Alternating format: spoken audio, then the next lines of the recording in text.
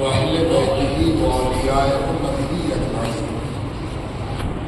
قال الله تبارك وتعالى في القرآن المجيد والفرقان الحميد: كنتم خير أمة أخرجت للناس آمنت بالله ورسوله وصدق الله مولانا العظيم.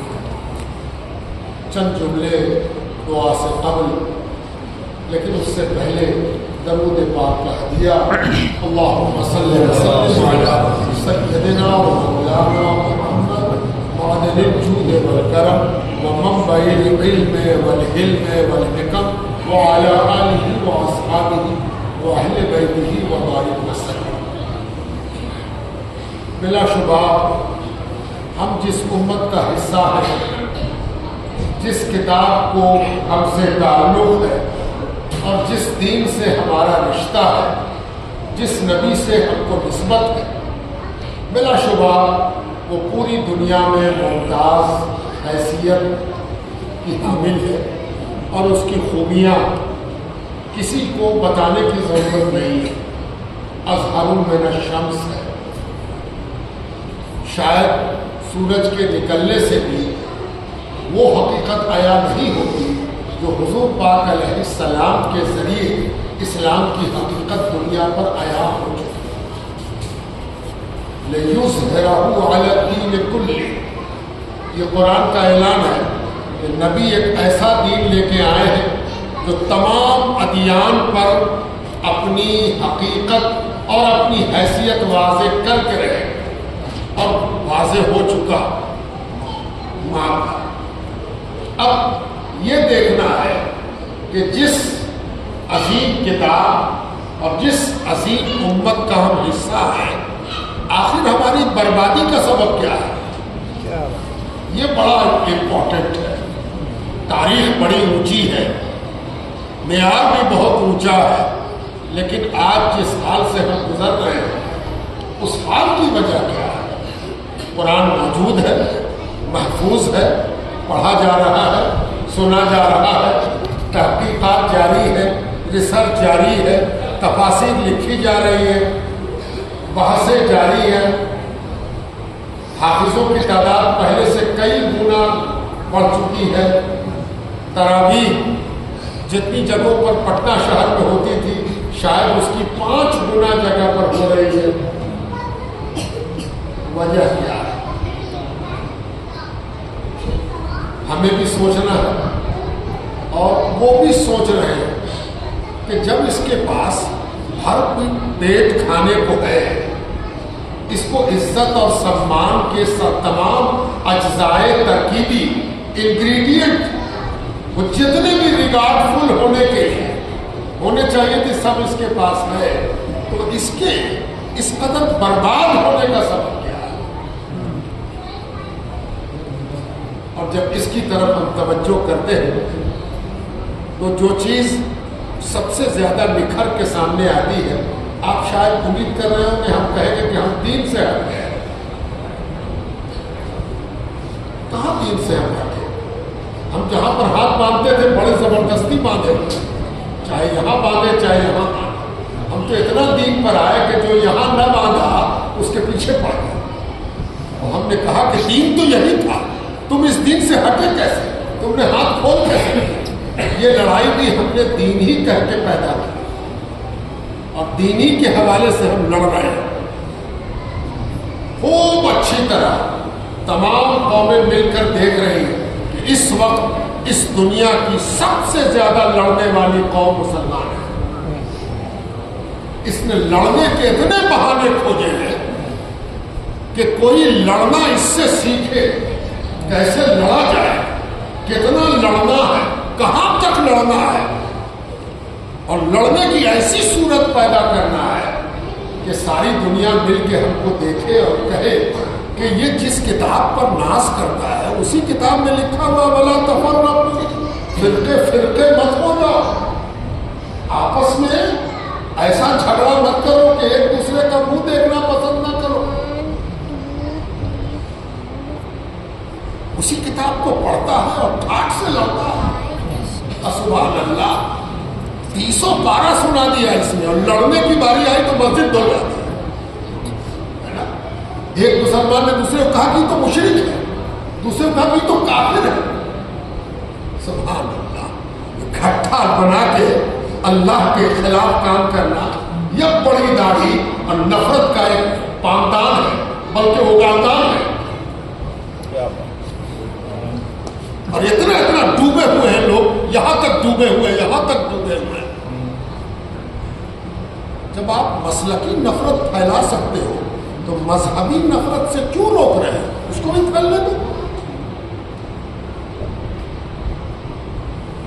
کوفت ایک سخت پریشانی کا شکار ہے کہ مسلمانوں نے اپنے خوبصورت چہرے پر اپنے ہی ناخن سے اتنا نشان بنایا ہے کہ خوبصورتی کو انہیں بتانا پڑتا ہے کہ خوبصورت ہے، ہم خوبصورت ہیں۔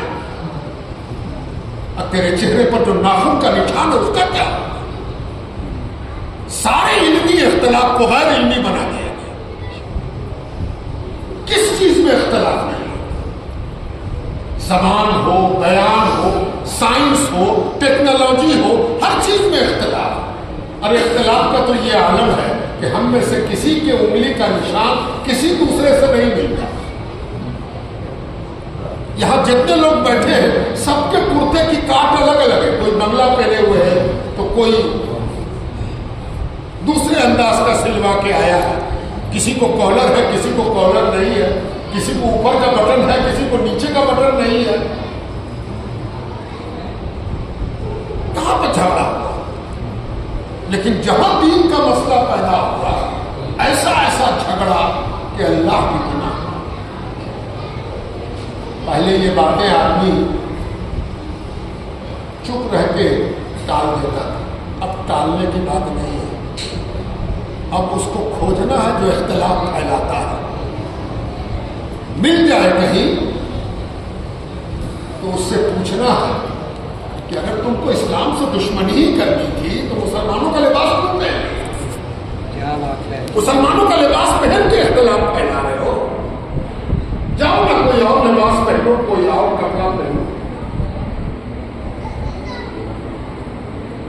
ایسا نہیں ہے کہ صحابہ کرام میں اختلاف نہیں تھا۔ اگر کوئی یہ کہتا ہے کہ صحابہ کرام میں اختلاف نہیں تھا تو اس نے پڑھا نہیں ہے، وہ جاہل ہے یا پھر جاہل بن رہا ہے۔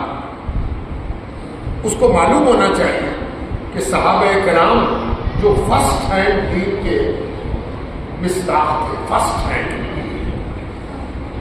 انہوں نے سیکنڈ ہینڈ گاڑی نہیں خریدی تھی کہ چڑھیں گے تب نہ جانیں گے کہ اس میں کیا کیا عیب ہے، کچھ چلے تھوڑا سا ٹرائل لیں تب نہ پتا چلے، نہیں، فرسٹ ہینڈ والے تھے۔ انہوں نے سرکار دو عالم صلی اللہ علیہ وآلہ وسلم کو اپنی آنکھ سے دیکھا تھا۔ کاغذ پر جو لکھتا ہے وثیقہ میں ہم تو لکھتا بقلم خاص، یعنی کسی اور سے نہیں لکھوایا، اون پہ میں اپنے قلم سے لکھ رہا ہوں، قلم بھی نہیں دیا کسی سے، ہاتھ تو ہاتھ ہے نا۔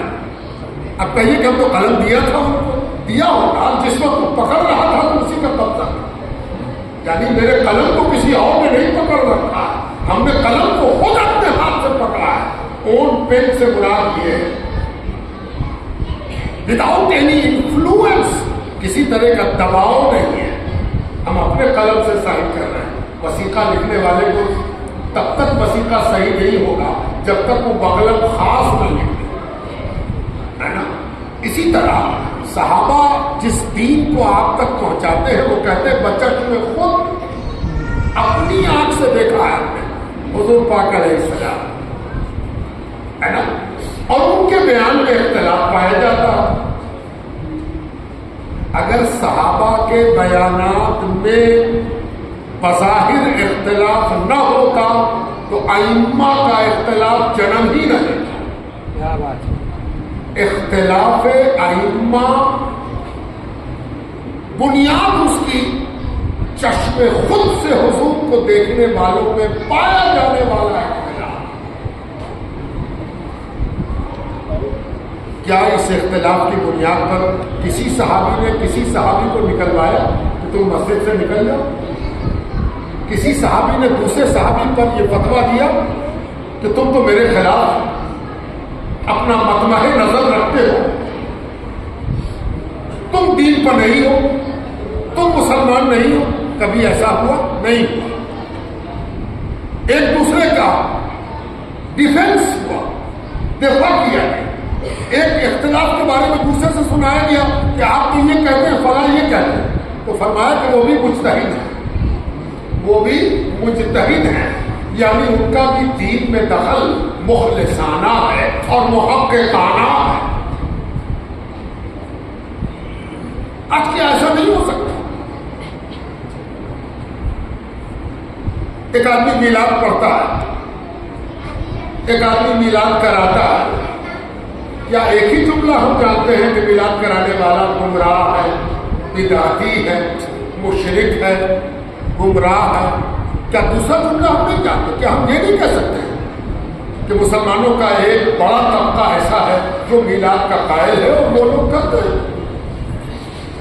قرآن خوانی ہم یہ نہیں کہہ سکتے ہیں کہ ہاں قرآن خوانی کے بعد لوگ قائل ہیں اور وہ کرتے ہیں؟ یہ شرافت کہاں چلی جاتی ہے اور یہ رضالت کہاں سے آتی ہے کہ ایک دوسرے کی تسلیم کی جائے، ایک دوسرے کو گمراہ اور بدعتی اور دین سے ہٹا ہوا کہا جائے؟ یہی جملہ ہوتا ہے۔ دینی شرافت غائب ہو گئی، دینی رضالت میں ڈوب گئے سب لوگ، شرم اور حیا سے ڈوب مرنے کی بات۔ ٹھیک وہی حال ان کا بھی ہے جو اپنے عقیدے کے خلاف والے کو سیدھے کافر بناتے ہیں اور ان کے کفر پر کیسی کیسی نظیریں پیدا کرتے ہیں اور دن رات پیچھے پڑے رہتے ہیں۔ اقتدار تو ہاتھ سے نکل گیا، اب تو بادشاہت ہے نہیں، لیکن اقتدار کی ہوس ایسی ہے کہ ہر ممبر یہ چاہتا ہے کہ جو ہم چاہتے ہیں وہی دنیا سنے، دوسری چیز کوئی نہ سنے، ہم جو کہہ رہے ہیں وہی کرو۔ اگر تم نے میرے کافر کہے ہوئے کو کافر نہیں کہا تو تم بھی کافر۔ کیا بات ہے حضور، اقتدار تو آپ کا چلا گیا، یہ چمنیا اقتدار آپ کا باقی رہ گیا، اب تو آپ کسی حیثیت کے نہ رہے اور اس اقتدار میں آپ چک رہے ہیں۔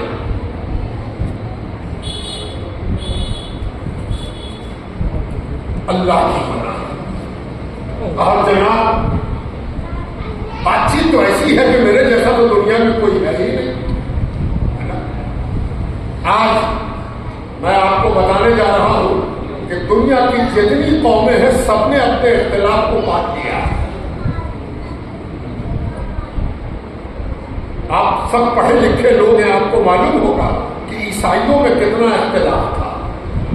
وقت نہیں ہے ورنہ میں عیسائیوں کے اختلاف پر آدھا گھنٹہ بولوں گا اور پورے حوالے کے ساتھ بولوں گا اور اپنا تجربہ بھی سناؤں گا کہ عیسائیوں سے میری ملاقات ہوتی رہتی ہے تو عیسائیوں کے اختلافات کہاں گئے، بدھسٹوں میں اختلاف، کتنے قسم کے بدھسٹ ہوتے ہیں۔ اسی ہرش وردھن نے جو کانفرنس کرائی تھی بدھسٹوں کے اختلاف کو پاٹنے کے لیے کرائی تھی، جینیوں میں اختلاف، سناتنیوں میں اختلاف، یہودیوں میں اختلاف۔ آج وہ سب تاریخ بن گیا، آج اس میں سچائی نہیں ہے، آج اس میں زندگی نہیں ہے، آج وہ جیوت اور لائیو اختلاف نہیں ہے، وہ سب ایک فلسفے کی تاریخ ہے وہ ہے، لیکن آپ کا اختلاف زندہ ہے، ایک دم زندہ۔ سبحان اللہ، کیا بات ہے، ایسا اختلاف کیا ہے۔ مولوی تو اندر سے ابل رہا ہے کہ موقع ملے اور اختلاف کی نئی ندی مان ہے نا۔ اللہ اکبر، اتنا اختلاف ہے نا، اور اختلاف میں بیچارہ بھول گیا کہ نیا مسئلہ کیا ہے، وہ اختلافی کی تفریح بجا رہا ہے، اس کے علاوہ کچھ جانتے ہی نہیں وہ کہ آج کے مسائل کیا ہیں۔ جنا چنا موضوع ہے اسی پر کھڑا ہوا مولوی ہے اور مولوی کی پوری زندگی ختم ہو گئی اختلافی بات کرنے۔ اس سے نیا مسئلہ پوچھ دیجیے کہ حضور وقت کا مسئلہ ہے، اس پر کیا کہیے گا؟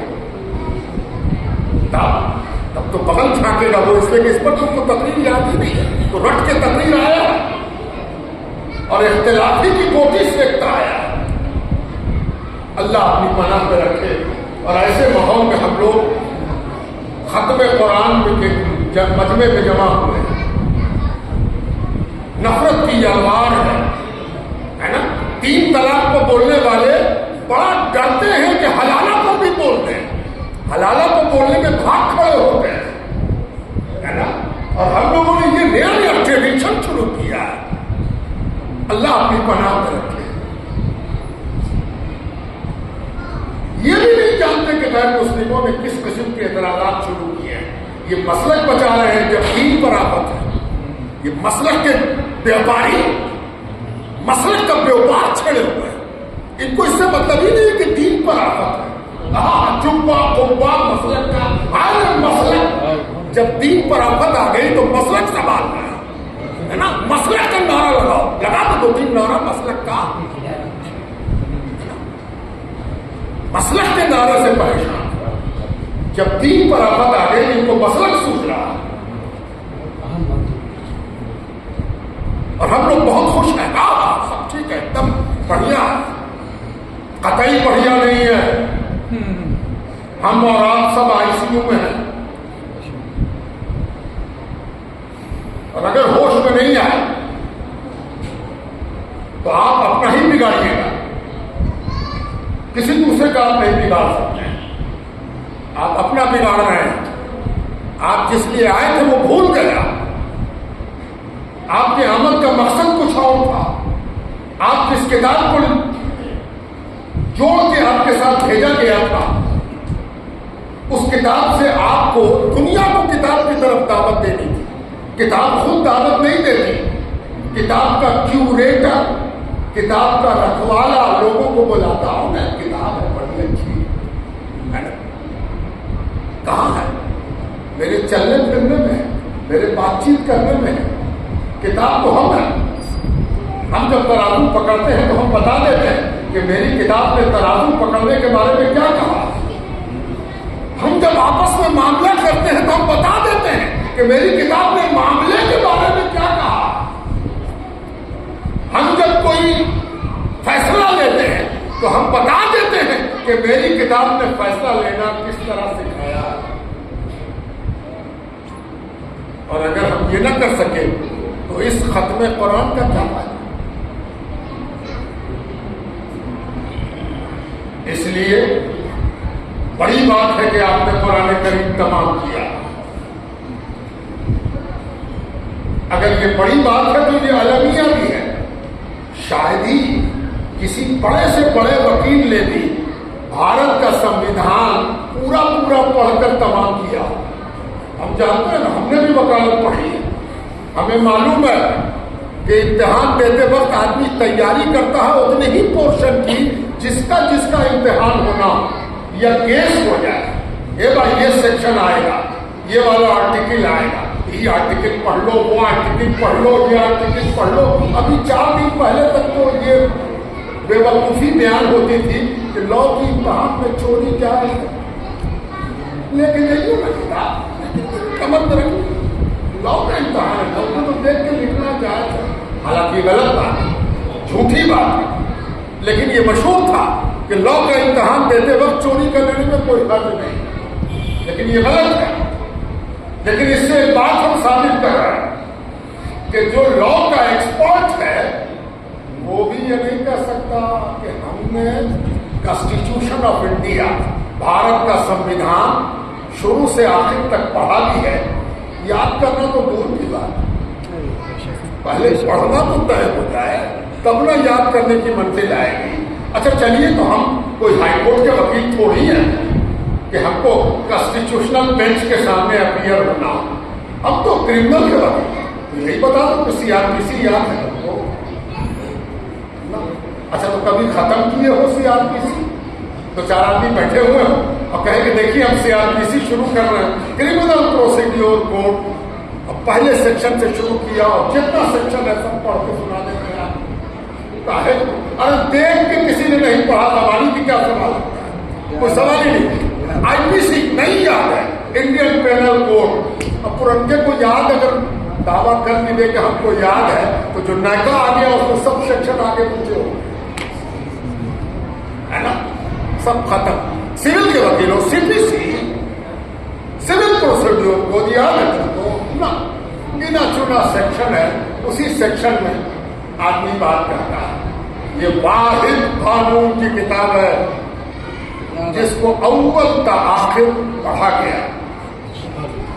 اب پڑھنے والے کے پیچھے سے بھی ایک حافظ تیار ہے. زبر سے پیش واول بھاگا تو پیچھے سے واول ٹوکنے والا بھی موجود ہے. تم ایسا کرتی ہو سبحان اللہ ہے نا. جو سبحان اللہ کہا جاتا ہے اس کے مطلب یہ ہوتے ہیں کہ بندے کی غلطی پر، بندے کے عیب پر وہ بے عیب یاد ہے نا. جب میرا عیب کھلا، ہم پڑھ رہے تھے تو میرا عیب کھل گیا، تو میرا عیب کھلا تو کون یاد آئے گا؟ بے عیب یاد آئے گا. اور بے عیب کو کیا کہتے ہیں؟ سبحان. یہ جو سبحان اللہ پیچھے سے کہا جاتا ہے یعنی بے عیب یاد آ گیا. بے عیب کا نام آیا تو اپنا عیب یاد ہے نا. پیچھے سے سبحان اللہ کہا گیا تو آنے والے کو لگا کہ ارے بے عیب کی چرچا ہو رہی ہے تو عیب دار تو ہم ہوں. اللہ کیا نظام ہے، ذرا نظام کا غور فرمائیے. تو اللہ اکبر ہی نہیں کہا گیا کہ غلطی کر رہے بابو چپ، نہیں ایسا نہیں کہا جائے گا. کیا کہا جائے گا؟ سبحان ہے نا. اچھا نہیں تو دوسرا طریقہ بھی اللہ اکبر. بڑا تو صرف اللہ ہے. بھول گئے ہو، ذرا اپنے چھوٹے ہونے کا احساس کرو نا. کیا کہا جاتا ہے؟ اللہ اکبر. سننے والے کو لگا کہ اچھا کہیں ہم بھول گئے کیا کہ ہم چھوٹے ہیں. کوئی احساس دلا رہا ہے کہ ہم چھوٹے ہیں اور چھوٹے سے غلطی ہوتی ہے نا. اللہ کیا نظام ہے. سبحان اللہ. پوری دنیا کے کلچر میں یہ نظام پایا نہیں جاتا جو آپ کو اللہ کے رسول نے صلی اللہ علیہ وآلہ وسلم نے یوں عطا فرمایا ہے کہ ہم کہیں کہ پھوکٹ میں دے دیا ہے اور ہم ناقدری کے کہاں سے کہاں پہنچے. اللہ. لیکن جناب اس کتاب کو پڑھ کر تو ہم نے تمام کر دیا. اگر اس کی خوشبو، اس کا فائدہ، اس کا امپیکٹ، اس کا انفلوئنس، اس کا پربھاؤ، اس کا پرادربھاؤ اگر ہم پر نہیں ہوا تو ہم سے زیادہ بدقسمت کون ہوگا؟ اس بدقسمتی سے ہمیں باہر نکلنا ہے. اللہ تعالیٰ سے بہتر ہم کو کوئی دوسرا نہیں جانتا. اسی لیے اللہ تعالیٰ نے سال میں ایک بار رمضان رکھا کہ شاید کہ تم سال بھر کی غلطی کے بارے میں شرمندہ ہو کے 1 مہینہ ٹریننگ میں، ریفریشر کورس میں اپنے آپ کو ٹھیک کر سکو. یہ اورینٹیشن ہے، 1 مہینے کا اورینٹیشن ہے نا. اورینٹیشن کیا ہوتا ہے؟ ہر چیز میں اورینٹیشن ہوتا ہے. اورینٹیشن اس لیے ہوتا ہے کہ پروفیشنل جس کام کو کرتا ہے 12 مہینے میں سے 1 مہینہ وہ اپنے کام کی ٹریننگ کو پھر سے رینیو کرے. پہلے جو کر چکا اس کا احتساب کرے کہ غلطی کہاں کہاں ہوئی ہے، بھول چوک کہاں ہوئی ہے، کیا گڑبڑ ہو گئی، اور نیا ٹیکنیک جو آیا ہو، نیا طریقہ جو آیا ہو، نیا انداز جو آیا ہو، نئے سرے سے اس کو تازہ کرے. یہی اورینٹیشن ہے. الیکٹریشین کا اورینٹیشن، پروفیسر کا اورینٹیشن، کلرک کا اورینٹیشن، تو مسلمان کا اورینٹیشن. ارے ساری دنیا نے اورینٹیشن رمضان سے سیکھا. یہ اورینٹیشن آف ایمان ہے، اورینٹیشن آف اسلام ہے، اورینٹیشن آف عبادت ہے. اسی کو اللہ تعالیٰ نے کہا لعلکم تتقون، شاید کہ تم پھر سے رینیو ہو جاؤ. اللہ سے ڈرنے کے معاملے میں، اللہ رب العزت کی اطاعت کرنے کے معاملے میں تمہارے اندر ایک نئی زندگی، نئی لائف، نئی چیتنائیں، نیا ادیپن، نئے احساسات، نیا جذبہ، نیا خشوع، نیا خضوع پیدا ہو. اس کے لیے ہم لوگ جمع، یعنی بوڑھے سے بوڑھا مسلمان بھی 1 مہینہ رمضان کے بعد اپنے ایمان کے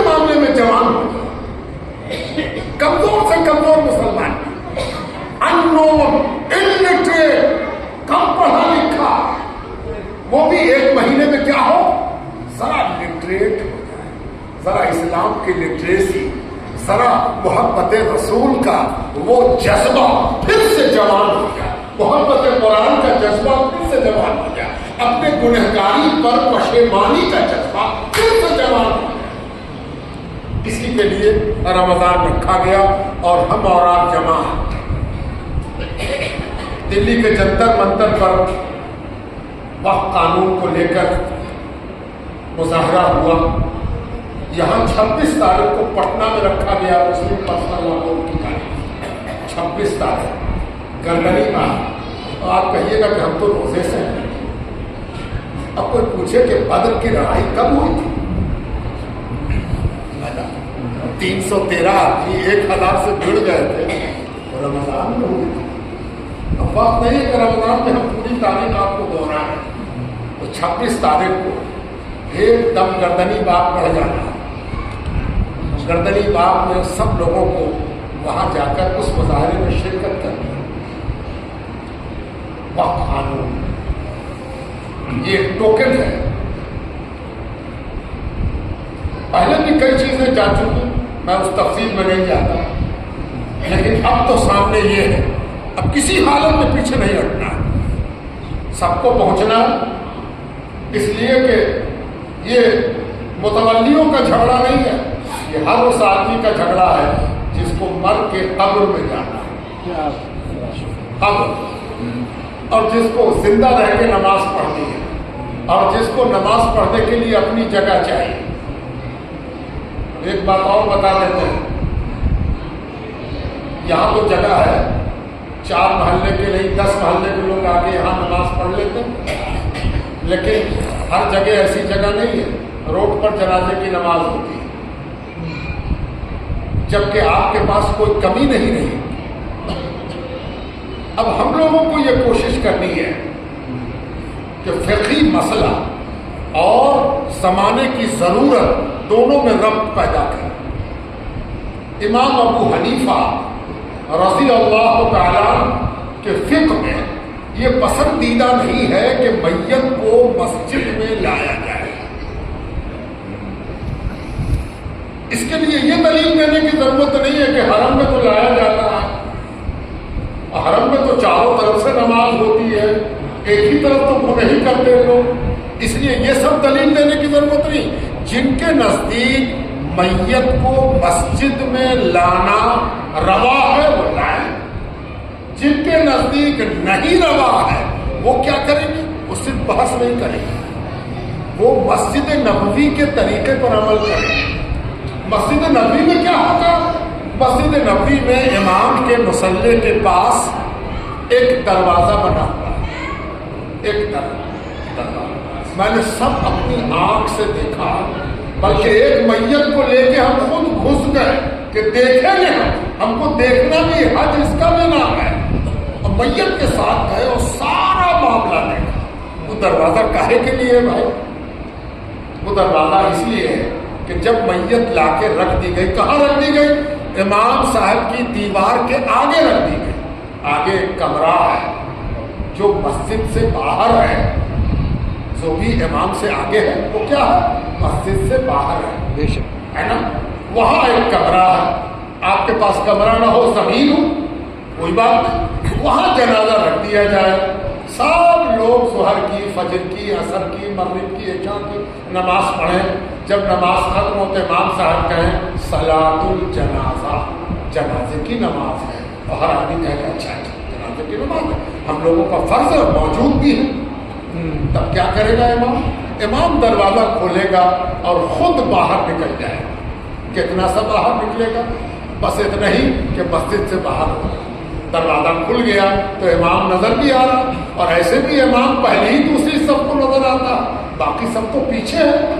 امام باہر نکل گیا, جنازہ سامنے رکھا ہوا, امام نے وہاں سے نماز پڑھائی, اللہ اکبر, سارے لوگ اپنی جگہ پر نماز پڑھ رہے. یہ کرنا ہوگا کہ نہیں؟ وہی روڈ والا اپنی تیاری خود کرنا, اپنے بارے میں سوچنا. اگر آپ کو لگتا ہے کہ یہاں کی مسجد میں روڈ تک آدمی پہنچ جاتے ہیں تو بدماشی مت کیجیے. آپ کو معلوم ہے ایسی مسجد کا پتہ جہاں جگہ خالی رہتی ہے آپ وہاں جائیے نماز پڑھیں، روڈ سے اپنے آپ کو بچائیے۔ میں ان کو سپورٹ نہیں کر رہا ہوں جو روڈ پر نماز کو پسند نہیں کرتے، میں ان کو قطعی سپورٹ نہیں کر رہا ہوں، لیکن ہر چیز کا ایک وقت ہوتا ہے۔ تھوڑا دن آپ کر کے دیکھیے، جب میں ایک بات اور آپ کو سنا دیتا ہوں، آپ اور ہم بڑے خوش قسمت کا ہے، خوش قسمت کا ہے بھائی۔ خوش قسمتی کی سوبھاگیہشالی ہونے کا کارن کیا ہے؟ جانتے ہیں کارن کیا ہے؟ کبھی سوچیے گا جو ہم بتا کے جا رہے ہیں۔ خوش قسمت اس لیے ہے کہ جو کچھ ہم پڑھتے ہیں قرآن میں، جو کچھ ہم پڑھتے ہیں حدیث میں، جو کچھ ہم پڑھتے ہیں سیرت میں، سنتے ہیں کہ حضور جب نماز پڑھتے تھے تو گردن پر اوجھڑی رکھ دیا جاتا، حضور جب نماز پڑھتے تھے تو چادر پھنسا کے اس کو ایسا جاتا تھا تاکہ گردن مبارک میں تکلیف ہو جائے، چادر کا گرا سنتے ہیں۔ ہم یہ بھی سنتے ہیں کہ نماز پڑھنے والے کو گالی گلو مارا گیا، پیٹا گیا، ٹن ٹن ٹن ٹن ٹن ٹن نماز پڑھ رہا، ٹن ٹن ٹن ٹن کیا جا، نماز پڑھنے والے کو کھیل دیا گیا، نماز پڑھنے والے کو گرا دیا گیا، یہ سب سنتے ہیں۔ جو اس چیز کو دیکھ لے وہ خوش قسمت کیسے نہیں ہوگی؟ آج وہ دور ہے جب ہم ان ساری چیزوں کو خود میں دیکھ رہے ہیں، ہے نا؟ آپ سوشل میڈیا پہ دیکھتے ہو ایک آدمی نماز پڑھ رہا، اس کو جوتے سے مار رہا، بھوک سے مار رہا، کون مار رہا؟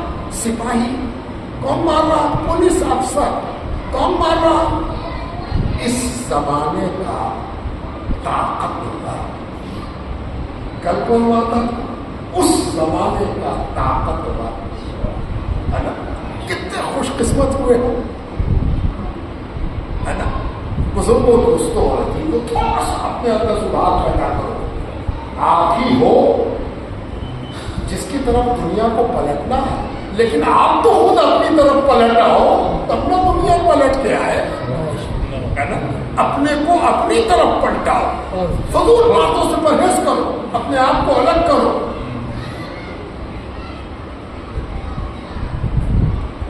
یہ سب درد، دل کا درد، ہم اب تراویح میں آئیں گے نہیں، ہم ہر جگہ کہہ دیا کہ ہم نہیں آئیں گے، اس لیے کہ ہم اب محسوس کرتے ہیں کہ اپنی 20 رکعت پڑھنے کے بعد میرے اندر صلاحیت نہیں رہتی، اور ہم محسوس کرتے ہیں کہ اب ہم چلنے کے لائق نہیں ہے کہ 20 رکعت کے بعد نہیں چلتے رہے، اس لیے ہم نہیں آتے، کہ ہم آخری آ گئے، ہم صاف صاف بتا دیتے ہیں کہ اب ہم نہیں آتے، اس لیے کہ ہم کو اتنی صلاحیت محسوس نہیں ہوتی کہ ہم ہر جگہ جا جا کے دعا کرتے رہے۔ اور یہ طریقہ بھی صحیح ہے، جس نے نماز پڑھا وہ اپنا دعا کرے، ہو گیا، کبھی ایسا بھی ہوا، لیکن اس کو اصول نہ بناؤ، اس اصول کے بنا لینے سے گڑبڑ ہوتی ہے۔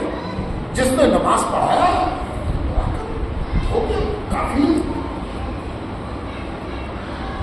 یہی فیشن بنا لینا کہ ایک آدمی باہر سے آئیں گے اب وہ آ کے دعا کریں گے تبھی ختم تراویح ہوگی، یہ صحیح نہیں ہے۔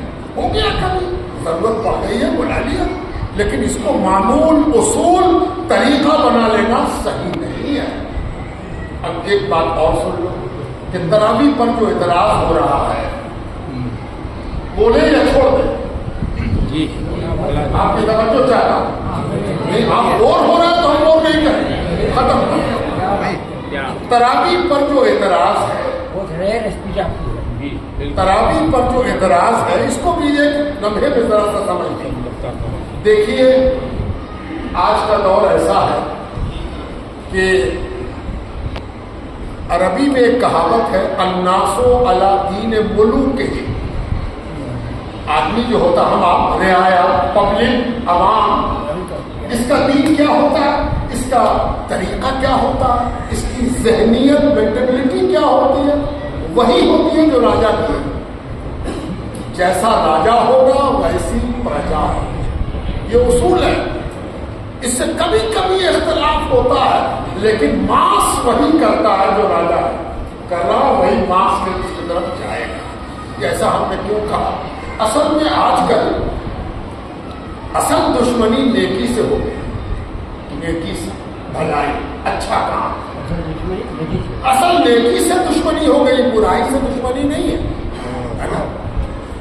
ایک جملے میں آج کی بیماری بتا رہے ہیں کہ آج دشمنی کس چیز سے ہے؟ نیکی سے، بھلائی اچھائی کا کام. ایک آدمی کو دیکھا کہ کنارے کونے میں سمٹ کے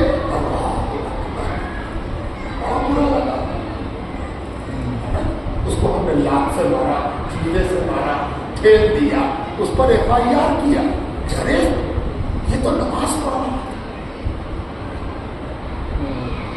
پتہ نہیں کتنا مرڈر ہو گیا، کتنا ریپ ہو گیا، کتنا گھپلا ہو گیا، کتنا گھوٹالا ہو گیا، کس کس نے اس پر FIR کرایا. لیکن نماز پڑھنے والے پر FIR ہوا، ہو رہا ہے اور ہوگا، ہے نا. یہ کون کر رہا ہے؟ یہ راجا کر رہا ہے. تو جب راجا یہ کام کر رہا، اقتدار یہ کام کر رہا، ستا یہ کام کر رہی ہے، تو وہ کیا کر رہی ہے؟ نیکی کو ڈیفیکٹو بنا رہی ہے. یہ گڑبڑ ہے، یہ صحیح نہیں ہے. بھیا نماز پڑھنے سے کس کس کو نقصان ہو رہا ہے؟ اسی ملک میں آپ کو خوب اچھی طرح یاد ہے کہ آپ کہیں پر نماز پڑھنا چاہتے تو غیر مسلم آپ سے پوچھتا، بھیا چچا نماز پڑھیے گا؟ اپنا کچھا نکال کے زمین کو پوچھ کے صاف کرتا اور کہتا ہے ایک صاف ہے، ایک اور گمچھا میرے پاس بچھا دیں، پڑھیے نماز پڑھیے. کہتا نماز نماز. آپ کو وہ دن بھی یاد ہوگا جب سر پر سینی رکھ کے غیر مسلم آپ کے یہاں افطاری لے کے کہ آپ لوگ مرد سے گئے لیجیے افطاری آپ کے لیے، آپ سویکار کیجیے گا تو میرے لیے نہیں ہے. لیکن ستا نے اس کو پسند نہیں کیا. ستا برائی کرائی، سوشل برائیوں کے خلاف نہیں بولتا. وہ کیا کرتا؟ نماز پڑھنے کے خلاف، اچھائی کے خلاف، نیکی کے خلاف. تم داڑھی رکھتی ہو، کہاں داڑھی رکھتی؟ ارے تم کو ہی کہا ہے. اس سب پر آج سوالیہ نشان لگ رہا ہے. تم کہے برقع پہنے ہو، تم پردہ کیوں کر رہی ہو، تم حجاب کیوں کرو، تمہارا یہ نام کیوں رہے گا؟ یہ سب کیا ہے؟ سب نیکی کو روکنے کی کوشش. کیا زمانہ ہے، اگر کوئی اپنے کو ڈھانک لے تو وہ مجرم ہے، کوئی اپنے کو ننگا کر لے تو وہ فارورڈ ہے. سبحان اللہ. اگر آپ ننگے ہو گئے تو آپ تو دنیا میں چمک رہیے گا، یہ ننگے ہو گئے، یہ ننگے پن کی دنیا ہے. اور اگر کوئی اپنے بدن کو ڈھانک لے تو وہ مجرم ہے. اس دور میں ہم لوگ کیوں ہم سنایا یہ سب بات؟ ایسا اس لیے سنایا کہ یہ تو ستا ہے، حکومت ہے اور راجا ہے. اس کا اثر کیا ہوا؟ اب اثر دیکھیے نا. سننا چاہتے ہیں اثر؟ بحث کس چیز پہ ہوئی؟ تراویح نہیں ہونی چاہیے. تراویح میں کوئی نماز ہے؟ تراویح تو کوئی نماز نہیں. تراویح میں قتل ہوتا، چغلی ہوتی، غیبت ہوتی، پاکٹ ماری ہوتی، رگڑا ہوتا، جھگڑا ہوتا، لا اینڈ آرڈر کا پرابلم ہوتا. تو ایک بات تھی، قرآن سنایا جائے گا، قرآن سنا جائے گا، اللہ کا سجدہ ادا کیا جائے گا. 1 گھنٹہ کم سے کم لگتا ہے آنا جانا ملا کے. کہیں کہیں زیادہ لگتا ہے جہاں زیادہ پڑھا جا رہا. اس 1 گھنٹے تک پیسفل اسمبلی ہے. بے وقوف انتظامیہ نہ ہو تو باہر کا مائک بھی نہیں چلتا. بے وقوف انتظامیہ اگر ہے نا تو باہر کا مائک چلاتی ہے. اس انتظامیہ کے خلاف بھی آپ کو بولنا چاہیے. جو تراویح میں باہر کا مائک چلا دے وہ دینی اعتبار سے اس لائق نہیں ہے کہ اس کو مسجد کا انتظام حوالے کیا جائے. جو سحری کے وقت میں مائک لگا کے اور اپنا اناپ شناپ جو بھی میں آگے بک رہا، اٹھ جائیے اور جاگ جائیے اور کھا لیجیے اور پی لیجیے، وہ سب اس لائق نہیں کہ اس کو مائک دیا ہے نا. جب ضرورت تھی تو تھی، جب ضرورت تھی تو تھی. کچھ چیزیں ضرورتاً صحیح ہوتی ہیں اور کچھ چیزیں حقیقتاً صحیح ہوتی ہیں. جو حقیقتاً صحیح ہوتی ہیں اس میں تبدیلی نہیں ہوتی. جو ضرورتاً صحیح ہوتی ہیں وہ ضرورت کے مطابق کی جاتی ہے. ضرورت ختم ہو جائے تو ختم ہو جائے. تو یہ تراویح کے خلاف بولنا یہ دراصل نیکی کے خلاف بولنے کا ٹرینڈ ہے. نیکی کو ختم کرنا ہے, نیکی کے خلاف بولنا ہے, بس یہی ہے اور کچھ نہیں. اور اس فلسفے کے تحت جب آپ جائزہ لیں گے تو مسلمانوں میں زیادہ تر اختلاف نیکی کو ختم کرنے کے لیے آج کل پیدا ہو رہا ہے. نیکی کو ختم کرنی ہے, برائی کے خلاف بولنے کی ہمت نہیں ہے. برائی کے خلاف اگر بولتے تب تو بہت فائدہ ہو چکا ہوتا. یہ نیکی کے خلاف بولتے ہے نا. اور جان لیجئے یہ تراویح 1400 برس کی وراثت ہے. ابھی آپ سن رہے تھے حافظ کا مرتبہ اور قرآن کا مرتبہ اور اس امت کا مرتبہ.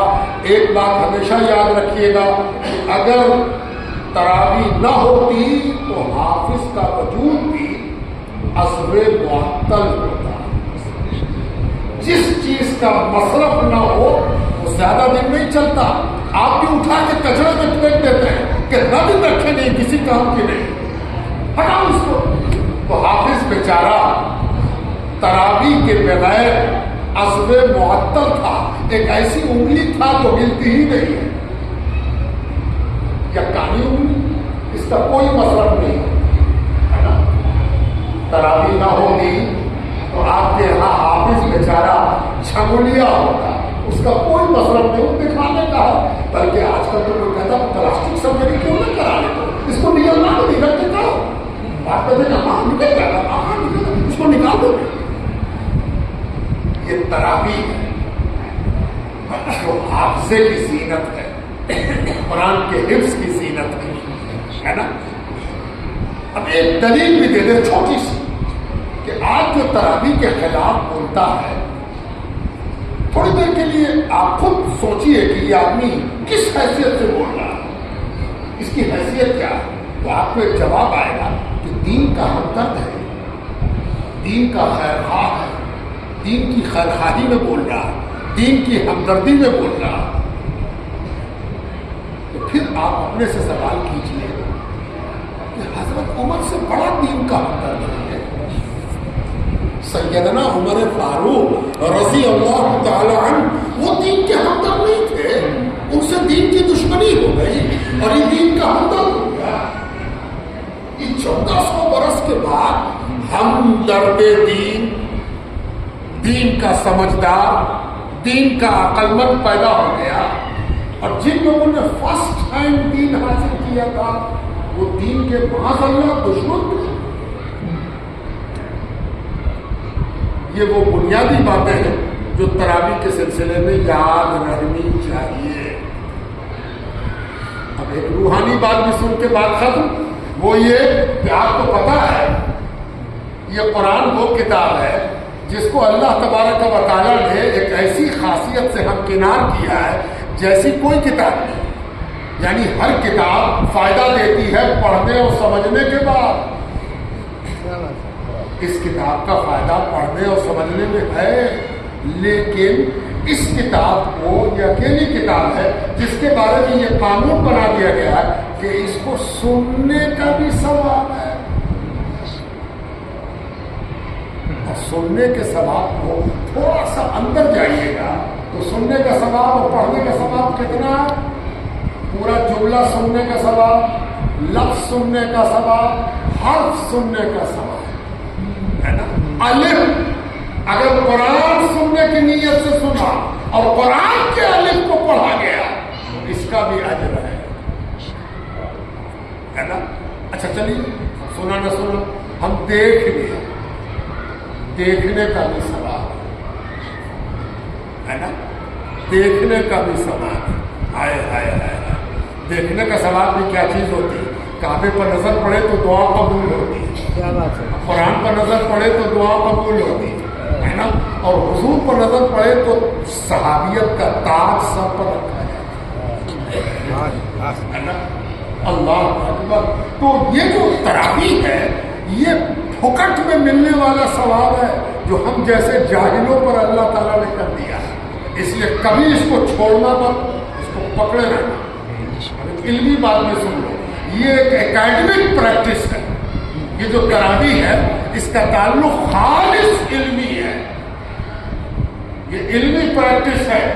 اس کا تعلق نصاب سے ہے, اس کا تعلق قرآن کی بہتری سننے کے اعتبار سے بھی, پڑھنے کے اعتبار سے. اور پیچھے رہنے والا عالم جب سنتا ہے تو مسئلے کی دلیلیں زندہ ہوتی ہیں.